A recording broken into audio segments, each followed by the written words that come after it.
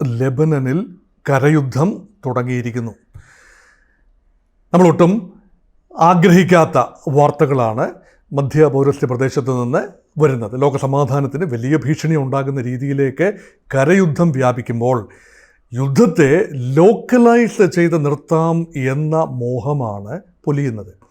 ഇവിടെ പ്രധാനപ്പെട്ട കാര്യമെന്ന് പറയുന്നത്, ഒരു സംഘർഷമുണ്ടായാൽ ആ സംഘർഷ ഭൂമിയിലേക്ക് യുദ്ധം പരിമിതപ്പെടുത്തി നിർത്തിയാൽ അത് ആ ഭാഗത്ത് മാത്രമായി അത് ഒതുക്കപ്പെട്ടാൽ പെട്ടെന്ന് സമാധാനം കൊണ്ടുവരാനാവും.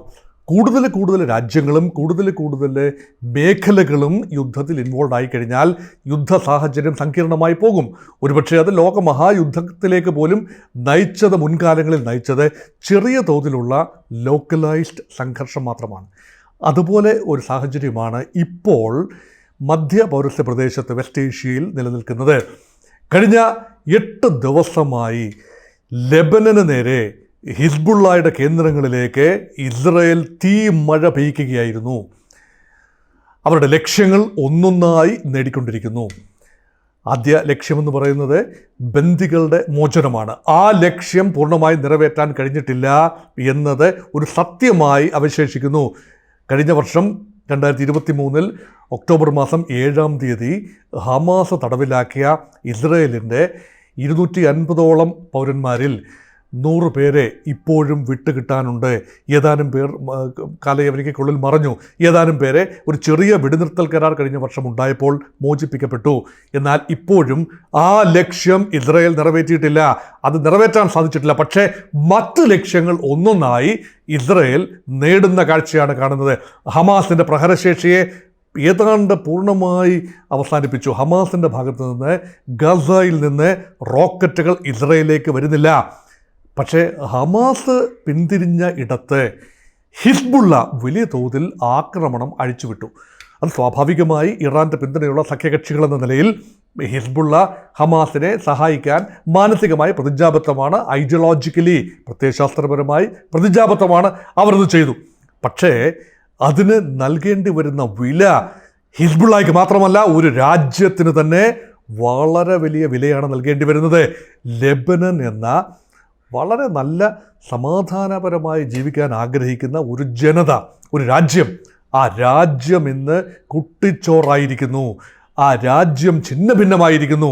ആ രാജ്യത്തേക്കാണ്, ലെബനൻ്റെ ദക്ഷിണ പ്രദേശത്തേക്കാണ് IDFൻ്റെ ടാങ്കുകളും കവചിത വാഹനങ്ങളും കഴിഞ്ഞ രാത്രിയിലും ഇന്ന് രാവിലെയുമായി മുന്നോട്ട് നീങ്ങുന്നത്. അതിനർത്ഥം എന്താണ്? ഏറിയൽ ബൊംബാർഡ്മെൻറ്റിലൂടെ, വ്യോമ ആക്രമണത്തിലൂടെ ഹമാസ് ഹിസ്ബുള്ളയുടെ പ്രഹരശേഷിയെ പരമാവധി കുറച്ചുകൊണ്ടുവരികയാണ്. ഉന്നത നേതൃത്വത്തെ ഏതാണ്ട് പൂർണ്ണമായി തന്നെ എലിമിനേറ്റ് ചെയ്തു കഴിഞ്ഞു. ആ ഉന്നത നേതൃത്വത്തിലെ ഏറ്റവും മഹനീയ സ്ഥാനത്ത് ഇരുന്ന ഹസൻ നസറുള്ള ബങ്കർ ആക്രമണത്തിൽ, ബങ്കർ ബസ്റ്റർ പൊട്ടിത്തെറിച്ച് 2 ദിവസം മുമ്പ് കൊല്ലപ്പെടുകയുണ്ടായി. അതുപോലെ ഇപ്പോൾ അദ്ദേഹത്തോടൊപ്പം തന്നെ 20ഓളം ഉന്നത നേതാക്കൾ അതേ അവസരത്തിൽ ഒരുമിച്ച് കൊല്ലപ്പെടുകയാണ്. അത് മാത്രമല്ല 10ഓളം കമാൻഡർമാർ, ഹിസ്ബുള്ളയുടെ കമാൻഡർമാർ വിവിധ ഭാഗത്തായി, ലെബനൻ്റെ വിവിധ ഭാഗത്തായി കൊല്ലപ്പെട്ടു. അത് മാത്രമല്ല അവരെ സഹായിച്ചു കൊണ്ടിരുന്ന ഇറാൻ്റെ ഒരു ഡെപ്യൂട്ടി കമാൻഡറും അവിടെ കൊല്ലപ്പെട്ടു. അത് മാത്രമല്ല യുദ്ധം വ്യാപിക്കുന്നു. ആ രാജ്യത്തുനിന്ന് ലെബനൻ മാത്രമല്ല, സിറിയയിലെ ഡമാസ്കസ് നഗരത്തിലെ ഹമാസിൻ്റെ അല്ലെങ്കിൽ ഹിസ്ബുള്ളയുടെ കേന്ദ്രങ്ങളിലേക്ക് ആക്രമണം വ്യാപിച്ചിരിക്കുന്നു. അവിടെയും ഹിസ്ബുള്ളയുടെ ഒരു കമാൻഡർ കൊല്ലപ്പെട്ടു, ഹമാസിൻ്റെ ഒരു കമാൻഡറും കൊല്ലപ്പെട്ടു. അങ്ങനെ യുദ്ധത്തിൻ്റെ നിറവും രൂപവും ഭാവവും വ്യാപ്തിയും മാറുന്ന ഒരു കാഴ്ച ഇപ്പോൾ കാണുന്നു. യുദ്ധം തന്നെയാണ്. യുദ്ധം ഒരു പുതിയ സംഭവമല്ല. മധ്യപർവ്വത പ്രദേശത്തെ തർക്കങ്ങൾ പുതിയതല്ല. പക്ഷേ ഇപ്പോൾ ഒരു വഴിത്തിരിവിലെത്തി നിൽക്കുന്നു. എന്താണ് ആ വഴിത്തിരിവ്? ഈ വീഡിയോയുടെ പ്രധാന ഇതിവൃത്തം ആ വഴിത്തിരിവ് തന്നെയാണ്. ഇവിടെ കരയുദ്ധം നമുക്കറിയാം. ഗസയിലേക്ക് കരയുദ്ധം നടത്തിയപ്പോൾ ഇസ്രായേൽ പറഞ്ഞത് എന്താണ്? ഞങ്ങൾക്ക് പരിമിതമായ ടാർഗറ്റുകളാണ്, അത് അധികം വൈകില്ല, ഞങ്ങളുടെ ലക്ഷ്യം നേടിക്കഴിഞ്ഞാൽ ആ കരയുദ്ധം അവസാനിപ്പിച്ച് പിൻവാങ്ങും എന്ന ഒരു ധാരണയാണ് അന്നുണ്ടായത്. പക്ഷേ ഏതാണ്ട് 1 വർഷം പൂർത്തിയാക്കുന്നു. 1 വർഷമായിട്ടും പൂർണ്ണമായി ആ കരയുദ്ധം അവസാനിപ്പിക്കാൻ കഴിഞ്ഞിട്ടില്ല. ഇസ്രായേൽ ലക്ഷ്യങ്ങൾ പൂർണ്ണമായി നേടാൻ കഴിഞ്ഞിട്ടില്ല. ഒരുപക്ഷെ ഗാസ ഒരു ശവപ്പറമ്പായി മാറിയിരിക്കുന്നു. 43,000-ത്തിലധികം ജീവനുകൾ പൊലിഞ്ഞിരിക്കുന്നു. അതിലേറെയും സ്ത്രീകളും കുട്ടികളുമാണ്.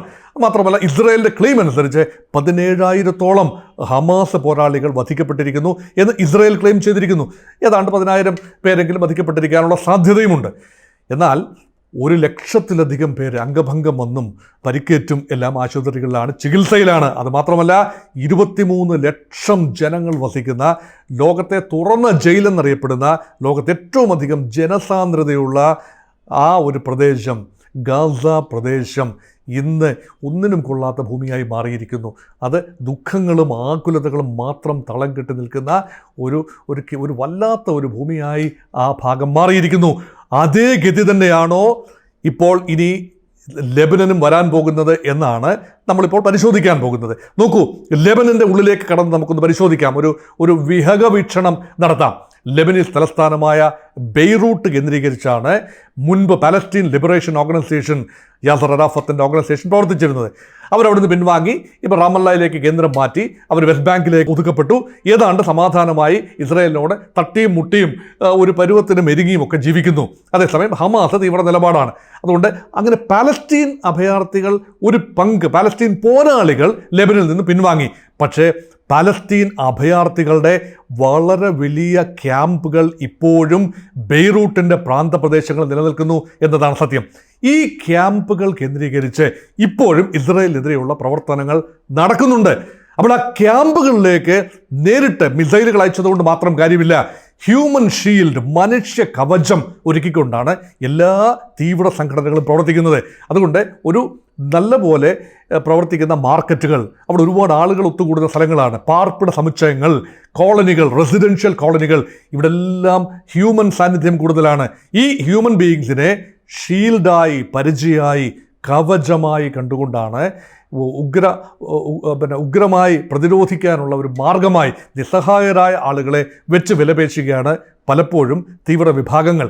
ഇത് തന്നെയാണ് അഭയാർത്ഥി ക്യാമ്പുകളിലും സംഭവിക്കുന്നത്.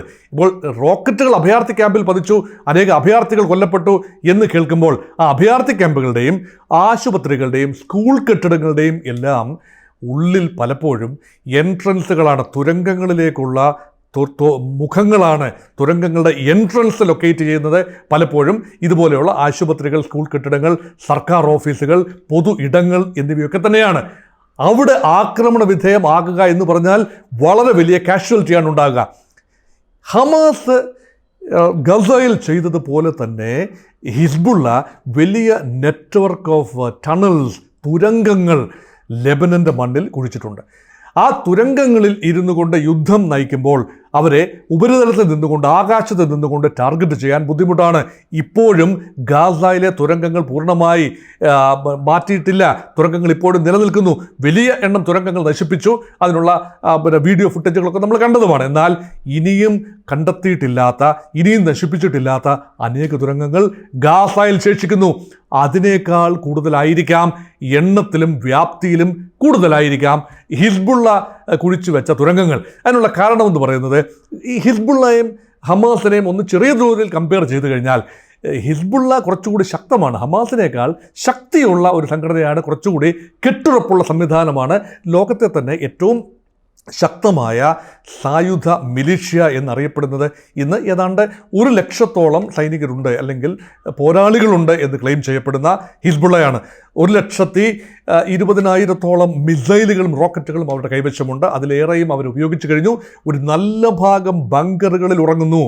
അതുമാത്രമല്ല, ഹിസ്ബുള്ളയുടെ ആയുധ ശേഖരം പലയിടത്തായി ഒളിപ്പിച്ചു വെച്ചിരിക്കുകയാണ്. അത് ഇസ്രായേലിനെ സംബന്ധിച്ചിടത്തോളം ഭാവിയിലും സുരക്ഷാ ഭീഷണി നേരിടും. ഇപ്പോൾ യുദ്ധം ഒരുപക്ഷെ നിന്നേക്കാം, വെടിനിർത്തൽ വന്നേക്കാം, ചെറിയ സമാധാന കരാർ ഉണ്ടായേക്കാം. പക്ഷേ ആ ആയുധങ്ങൾ നിലനിൽക്കുന്നിടത്തോളം കാലം, ആയുധങ്ങളുടെ സപ്ലൈ ചെയിൻ മുറിയാത്തിടത്തോളം കാലം, ആയുധങ്ങളുടെ കലവറകൾ ഒളിച്ചു വയ്ക്കപ്പെടത്തോളം കാലം ഇസ്രായേലിന് സുരക്ഷാ ഭീഷണിയുണ്ട്. ആ സുരക്ഷാ ഭീഷണി അവസാനിപ്പിക്കുന്നതിൻ്റെ ഭാഗമായിട്ടായിരിക്കണം ബെയ്റൂട്ടിൽ മാത്രമല്ല ഡമാസ്കസിലേക്കും ആക്രമണം വ്യാപിക്കുന്നു. എന്താണ് ഡമാസ്കസ്? നമുക്കറിയാം, ഡമാസ്കസ് സിറിയയുടെ വലിയ നഗരമാണ്, തലസ്ഥാനമാണ്. ഡമാസ്കസിലാണ് യഥാർത്ഥത്തിൽ ഹിസ്ബുള്ളയുടെ ഒരു വിഭാഗം സ്ഥിതി ചെയ്യുന്നത്. ഹിസ്ബുള്ളയ്ക്കും ഈ സിറിയയ്ക്കും തമ്മിൽ ബന്ധമുണ്ട്. കാരണം സിറിയയിലെ ആഭ്യന്തര യുദ്ധം നടക്കുന്ന കാലത്ത് ബഷർ അൽ അസദിനെതിരെ വലിയ പോരാട്ടം അവിടെ നടക്കുമ്പോൾ ബഷർ അൽ അസദിനെ സഹായിക്കാനായി റഷ്യയും സഹായിച്ചു, ഹിസ്ബുള്ളയും സഹായത്തിനെത്തി. അങ്ങനെ ഇവർ തമ്മിലുള്ള ഒരു ബന്ധം നമുക്ക് തള്ളിക്കളയാനാവില്ല. അതുകൊണ്ട് ഹിസ്ബുള്ള ലെബനിൽ നിന്നും പിൻവാങ്ങിയാൽ എത്താനിടയുള്ള സ്ഥലമെന്ന് പറയുന്നത് സിറിയൻ നഗരങ്ങളാണ്. ഡമാസ്കോസ് ഉൾപ്പെടെയുള്ള സിറിയൻ നഗരങ്ങളാണ്. അതുകൊണ്ടാണ് ഒരു പ്രീ എംപ്റ്റീവ് സ്ട്രൈക്ക് എന്ന നിലയിൽ ഇസ്രയേലി എയർഫോഴ്സ് അവിടെ സ്ട്രൈക്ക് ചെയ്തിരിക്കുകയാണ്. കഴിഞ്ഞ ദിവസം വരുന്ന വാർത്തകളെന്ന് പറഞ്ഞാൽ ഡമാസ്കസിൽ ഇസ്രയേലി ആക്രമണം ഉണ്ടായിരിക്കുന്നു. അവിടെ തീർച്ചയായിട്ടും അവിടെ ചോര ചിന്തിയിരിക്കുന്നു. യഥാർത്ഥത്തിൽ യുദ്ധം സിറിയയിലേക്ക് വ്യാപിക്കുകയാണ്. സിറിയ എന്ന രാജ്യം ഔപചാരികമായി യുദ്ധത്തിൽ ഏർപ്പെട്ടിട്ടില്ല. പക്ഷേ സിറിയയിലുള്ള ഷിയ മിലിഷ്യകളുണ്ട്. അതുപോലെ തന്നെ ഇറാഖിലും ഇറാൻ പിന്തുണയ്ക്കുന്ന ഷിയ മിലിഷ്യകളുണ്ട്. ആ മിലിഷ്യകൾ മാത്രമാണ് ഇപ്പോൾ യുദ്ധത്തിൽ ഏർപ്പെട്ടിരിക്കുന്നത്. ഈ മിലിഷ്യകളെ ഒന്നാകെ നശിപ്പിക്കാനുള്ള ഒരു ദൃഢനിശ്ചയവുമായിട്ടാണ് ഇപ്പോൾ ഇസ്രായേൽ പോകുന്നത് എന്ന് തോന്നുന്നു. അത് മാത്രമല്ല, കുറച്ച് തെക്ക് ഹൂതികൾ, അതായത് യമൻ എന്ന രാജ്യത്തെ ഒരു ചെങ്കടലിലേക്ക് പ്രവേശിക്കുന്ന, അറബിക്കടലിൽ നിന്നും ചെങ്കടലിലേക്ക് പ്രവേശിക്കുന്ന ആ പ്രവേശന കവാടം നിയന്ത്രിക്കുന്ന ആ പ്രദേശത്തിൻ്റെ മുഴുവൻ, ചെങ്കടലിൻ്റെ മേഖല മുഴുവൻ തന്നെ ഒരു പരിധിവരെ നിയന്ത്രിച്ചു കൊണ്ടിരിക്കുന്ന ഇറാൻ അനുകൂല സായുധ മിലിഷ്യയായ ഹൂതി വിമതർ, അവർ തീർച്ചയായും ഇസ്രായേലിനെതിരെ തിരിഞ്ഞിരിക്കുന്നു. ഇസ്രായേലിനെതിരെ വ്യോമാക്രമണം നടന്നു, മിസൈൽ ആക്രമണം നടന്നു. അതിനെതിരെ കഴിഞ്ഞ ദിവസം ഹൂതി കേന്ദ്രങ്ങളിൽ ആക്രമണം നടന്നു. നാല് ഹൂതികൾ അവിടെ കൊല്ലപ്പെട്ടു എന്നാണ് വാർത്തകൾ. അതുകൊണ്ട് ഇസ്രായേൽ മൾട്ടിപ്പിൾ വാർ ഫ്രണ്ട് തുറക്കുന്ന കാഴ്ചയാണ് കാണുന്നത്. പുതിയ പോർമുഖങ്ങൾ, ഇപ്പോൾ മിനിമം 4 പോർമുഖങ്ങൾ അവിടെ കാണാം. ആദ്യമുണ്ടായിരുന്നത് ഹമാസിനെതിരെ ഗസയിൽ, പിന്നീട് ഹിസ്ബുള്ളയ്ക്കെതിരെ ലെബനനിൽ, ഇപ്പോൾ ഹിസ്ബുള്ളയ്ക്കും ലെബനീസ് സിറിയൻ തീവ്രവാദികൾക്കുമെതിരെ ഡമാസ്കസിൽ, അതുപോലെ ഇപ്പോൾ യമനിലും. അപ്പം 4 സംഘങ്ങളോട് ഒരേ സമയം ഏറ്റുമുട്ടി നിൽക്കുന്ന ഇസ്രായേലിനെ കാണുന്നു. ഇസ്രായേൽ സംബന്ധിച്ചിടത്തോളം ഗസ എന്നത് ഏതാണ്ട് നിയന്ത്രണത്തിലായി. അവിടെ നിന്നൊരു ആക്രമണം ഇനിയും പ്രതീക്ഷിക്കുന്നില്ല. അത് മാത്രമല്ല, ഗസയിലേക്ക് ഇനി ഒരു കാരണവശാലും ഉടനടി പണവും ആയുധങ്ങളും എത്താനുള്ള സാഹചര്യമില്ല. എന്നാൽ അതല്ല ലെബനൻ്റെ അവസ്ഥ. ഇപ്പോൾ നമ്മൾ സംസാരിച്ചു കൊണ്ടിരിക്കുന്നത് ഇപ്പോൾ കരയാക്രമണം നടന്നുകൊണ്ടിരിക്കുന്ന ലെബനനിലെ സാഹചര്യമാണ്. ലെബനനിലേക്ക് പല വഴി ആയുധങ്ങളെത്താം. പ്രധാനമായ സ്രോതസ്സ് കരവഴി തന്നെയാണ്. കരവഴി എത്തുന്നത് സിറിയയിൽ നിന്നാണ്. കരമാർഗം ലെബനിലേക്ക് ഈസിയായി പ്രവേശിക്കാം. അവർ സുഹൃത്ത് രാജ്യങ്ങളാണ്. അതല്ല എങ്കിൽ മെഡിറ്ററേനിയൻ കടലിലൂടെ ആ മെഡിറ്ററേനിയൻ കടലിൽ തീരപ്രദേശങ്ങളുണ്ട്. ലെബനൻ്റെ തീരപ്രദേശങ്ങൾ കേന്ദ്രീകരിച്ച് കപ്പൽ വഴി കടത്താനാവും. എന്നാൽ ഇസ്രായേലിൻ്റെ പൂർണ്ണ നിയന്ത്രണത്തിലുള്ള ഗാസ മുനമ്പിലെ തുറമുഖങ്ങളിൽ ഒരുപക്ഷെ അങ്ങനെ കപ്പൽ വഴി ആയുധങ്ങൾ ഇനി കടത്താനൊക്കില്ല. ഇതുവരെ കടത്തിയത് മാത്രമേ ഉള്ളൂ. അതുമാത്രമല്ല, എയർഫോഴ്സ് വഴി ലെബനീസ് തലസ്ഥാനമായ ബെയ്റൂട്ടിലെ വിമാനത്താവളങ്ങളിലേക്ക് വിമാനങ്ങൾ, കാർഗോ വിമാനങ്ങളിലൂടെ ഇറാനിൽ നിന്നും വളരെ വലിയ തോതിൽ ആയുധങ്ങൾ എത്തിയതായി ഇസ്രായേൽ സംശയിച്ചതുകൊണ്ടാണ് ഇപ്പോൾ എയർപോർട്ടുകളെ ടാർഗറ്റ് ചെയ്യുന്നത്. എയർപോർട്ടിൽ ഇസ്രായേലിൻ്റെ നിരീക്ഷണം അതിശക്തമാണ്, ബെയ്റൂട്ട് എയർപോർട്ടിൽ. അതുകൊണ്ട് വ്യോമമാർഗമുള്ള ഒരുപക്ഷെ സപ്ലൈ അവസാനിച്ചിരിക്കുന്നു, അല്ലെങ്കിൽ താൽക്കാലികമായി അവസാനിച്ചിരിക്കുന്നു. എങ്കിലും ഞാൻ പറഞ്ഞു വരുന്നത്, ഹിസ്ബുള്ളയ്ക്ക് ആയുധങ്ങൾ ഇപ്പോഴുമുണ്ട്. ടോപ്പ് ലീഡർഷിപ്പ് പോയി. അവരുടെ കമ്മ്യൂണിക്കേഷൻ നെറ്റ്വർക്ക് താറുമാറായി. അല്ലെങ്കിൽ കമ്മ്യൂണിക്കേഷൻ നെറ്റ്വർക്കിലേക്ക്, പേജറുകളിലേക്ക്, മൊബൈൽ ഫോണിലേക്ക്, കമ്മ്യൂണിക്കേഷൻ ഉപാധികളിലേക്ക് ഇസ്രായേലിൻ്റെ മൊസാദ് ഇരച്ചു കയറി. അതുകൊണ്ട് വെറുതെ ഫോൺ എടുത്ത് വിളിക്കാവുന്നൊരു നിലയിലല്ല ഹിസ്ബുള്ളയുടെ പോരാളികൾ. അവർ തമ്മിലുള്ള സംഭാഷണങ്ങളെല്ലാം തന്നെ ഇസ്രായേലിൻ്റെ കൈകളിൽ എത്താനുള്ള സാധ്യതയുണ്ട്. അതുമാത്രമല്ല, ഇറാനാണ് സഹായിച്ചുകൊണ്ടിരിക്കുന്നത്. ഇറാനുമായി സംസാരിക്കാനുള്ള നെറ്റ്വർക്ക് നഷ്ടപ്പെട്ടിരിക്കുന്നു. ഇറാൻ്റെ ഫോണുകളിലും ഇറാൻ്റെ കമ്മ്യൂണിക്കേഷൻ ശൃംഖലകളിലും ഇസ്രായേൽ ചാരന്മാർ നുഴഞ്ഞു കയറിയിട്ടുണ്ട്. അതുകൊണ്ട് അത്ര എളുപ്പം കോർഡിനേഷൻ സാധ്യമാവില്ല. അതുകൊണ്ടാണ് ഹിസ്ബുള്ളയ്ക്ക് ഇപ്പോഴും ആയുധബലമുണ്ട്, അംഗസംഖ്യയുണ്ട്, ഉന്നത നേതൃത്വം നഷ്ടപ്പെട്ടിരിക്കുന്നു, അതുപോലെ കമ്മ്യൂണിക്കേഷൻ സംവിധാനങ്ങൾ നഷ്ടപ്പെട്ടിരിക്കുന്നു. അതുകൊണ്ടാണ് ഇപ്പോൾ കരയുദ്ധം അതിനുള്ള സമയമായി. എപ്പോഴും കരയുദ്ധം എപ്പോഴാണ് നടക്കുന്നത്?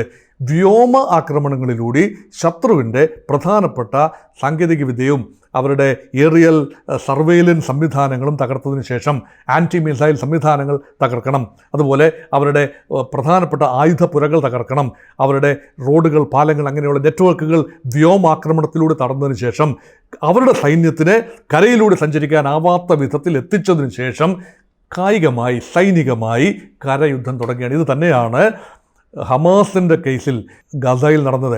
അതിന് സമാനമായ രീതിയിൽ തന്നെയാണ് ഇപ്പോൾ ഹിസ്ബുള്ളയ്ക്കെതിരെയുള്ള കരയുദ്ധം. ഇപ്പോൾ ഇസ്രയേൽ പറയുന്നത് ഞങ്ങൾ പരിമിതമായ തോതിലുള്ള ലക്ഷ്യങ്ങൾ മാത്രമാണ്, തെക്കൻ ലെബനൻ മോചിപ്പിക്കണം, തെക്കൻ ലെബനനിലെ വലിയ തോതിലുള്ള മിസൈൽ ലോഞ്ചറുകൾ നശിപ്പിക്കണം, അവരുടെ ഹൈഡൗട്ടുകൾ, ഹിസ്ബുള്ളയുടെ ഹൈഡൗട്ടുകൾ, രഹസ്യ താവളങ്ങൾ നശിപ്പിക്കണം.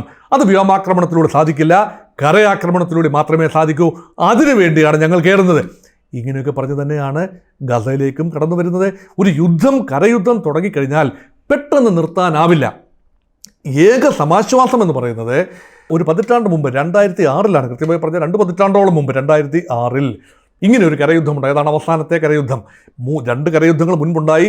അതിലൊന്ന് എന്ന് പറയുന്നത് ബെയ്റൂട്ട് ആക്രമണമാണ്. 82 നടന്ന PLOയ്ക്കെതിരെ തുടങ്ങി വെച്ചതും പിന്നീട് ഹിസ്ബുള്ളയ്ക്കെതിരെ നീങ്ങിയതുമായ ലെബനീസ് ആക്രമണവും ലെബനീസ് ഓക്യുപ്പേഷനും. ഇസ്രയേലിൻ്റെ ഓക്യുപ്പൈഡ് ടെറിട്ടറി ആയിരുന്നു 1982 മുതൽ 2000 വരെ ലെബനൻ എന്ന രാജ്യം, പ്രത്യേകിച്ച് അതിന് ദക്ഷിണ പ്രദേശങ്ങൾ.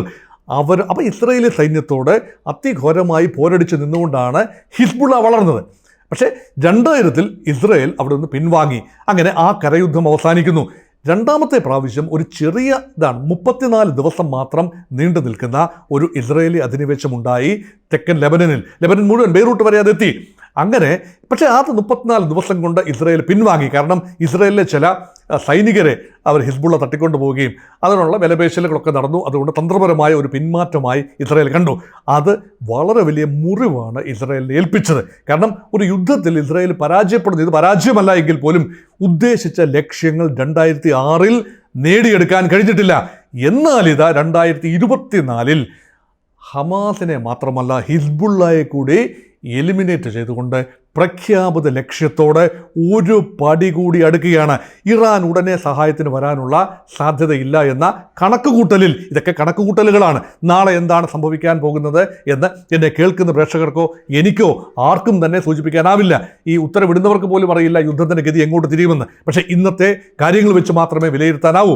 അതുകൊണ്ടാണ് ഇപ്പോൾ നടന്നുകൊണ്ടിരിക്കുന്ന ലെബനനിലെ ആക്രമണം, കരയുദ്ധം അത് വ്യാപിക്കാതിരിക്കട്ടെ. ഇസ്രയേൽ അധികകാലം ഓക്യുപ്പൈഡ് സ്റ്റേറ്റസിൽ ലെബനനെ വെക്കാതിരിക്കട്ടെ. ഇസ്രയേലിന് മേധാവിത്വമുണ്ട്, ഇസ്രയേലിന് മുൻതൂക്കമുണ്ട്, ആയുധബലമുണ്ട്, സാങ്കേതിക വിദ്യയുണ്ട്, അമേരിക്കയുടെ പിൻബലമുണ്ട്. എല്ലാ കാര്യങ്ങളും ഇസ്രയേലിന് അനുകൂലമാണ് പ്രകടമായി.